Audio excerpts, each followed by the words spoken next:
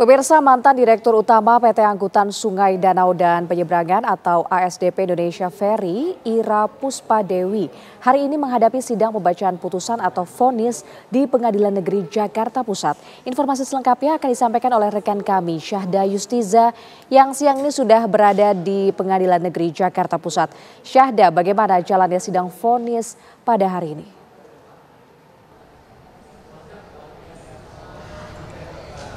Baik, selamat siang Fahda Indi dan juga pemirsa. Benar sekali bahwasannya hari ini sidang putusan terkait dengan kasus korupsi PT ASDP yang melibatkan terdakwa Ira Puspadewi dan kawan-kawan hari ini sudah dimulai di Pengadilan Negeri Jakarta Pusat, tepatnya pada pukul 10 waktu Indonesia Barat, dengan menghadirkan 3 terdakwa, salah satunya seperti yang tadi saya sebutkan yakni Ira Puspadewi, kemudian juga ada terdakwa lainnya yakni bernama Yusuf Hadi dan juga Hari Muhammad Adi Caksono yang memang sebelumnya didakwa melakukan tindak pidana korupsi. Dan hingga saat ini sidang masih sedang berlangsung, Fadedi dan juga pemirsa, dan kami masih menantikan bagaimana putusan dari majelis hakim terkait dengan 3 terdakwa dalam kasus ini. Nah, tapi sebelum itu kami juga ingin merangkum secara singkat kemudian apa yang menjadi latar belakang dari bagaimana kasus ini kemudian ditarik kesimpulan sebagai bagian dari kasus korupsi, dan kemudian apa itu PT ASDP dan siapa-siapa saja terdakwa ini. Nah, mungkin kami berangkat dari pertama terlebih dahulu, yakni apa itu sebenarnya PT ASDP.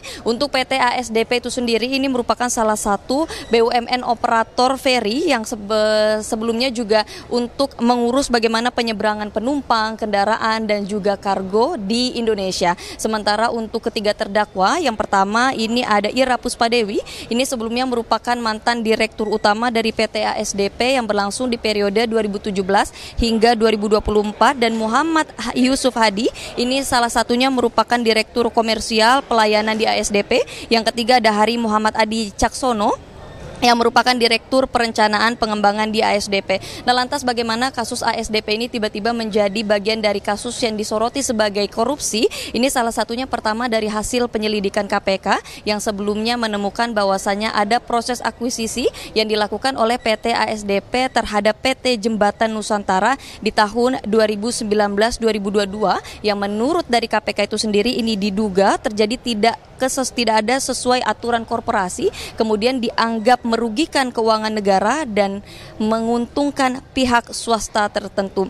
Duduk perkara yang kami catat salah satunya adalah tuduhan dari jaksa yang kami rangkum terkait dengan jaksa menilai proses akuisisi ini dilakukan terjadinya adanya penyimpangan, di mana salah satu poinnya nilai dari kapal yang memang diakuisisi oleh PT ASDP terhadap PT JN itu sendiri dinilai terlalu tinggi, dan memang untuk secara teknis tidak memperhatikan kondisi kapal, dan salah satunya yang disoroti adalah adanya dugaan manipulasi agar kapal JN ini tampak layak. Nah, selain itu dari hasil ini juga kemudian ASDP diketahui memang membeli sejumlah aset di perusahaan JN itu sendiri, yakni sebanyak 53 kapal dan ratusan izin trayek, sehingga dari sini jaksa menyimpulkan bahwasannya hal ini membuat kerugian negara yakni sebesar kurang lebih 1,2 triliun KPK. Selain itu juga beberapa alasan yang kami rangkum dari KPK yakni meyakini adanya salah satu perubahan dalam regulasi internal ASDP terkait dengan kepentingan akuisisi yang terjadi di sini, dan ia juga melihat kondisi kapal dari beberapa ahli yang menyatakan bahwasannya kapal-kapal tersebut dinilai sangat riskan.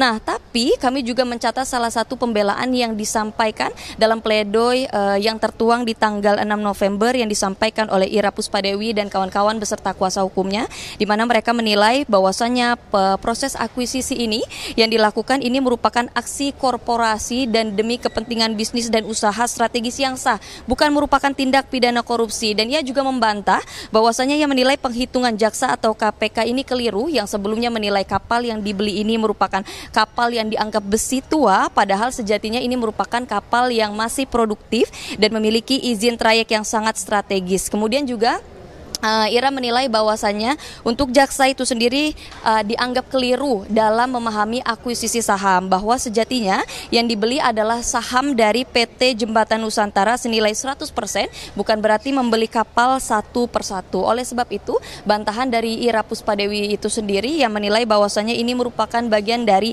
diskriminalisasi terhadap terobosan bisnis, dan ia juga menilai bahwasannya kerugian yang sebelumnya dinilai 1,25 triliun ini merupakan bukan hasil audit dari instansi independen seperti BPK atau BPKP, tetapi ini juga merupakan hasil dari audit internal KPK. Ya memang sebelumnya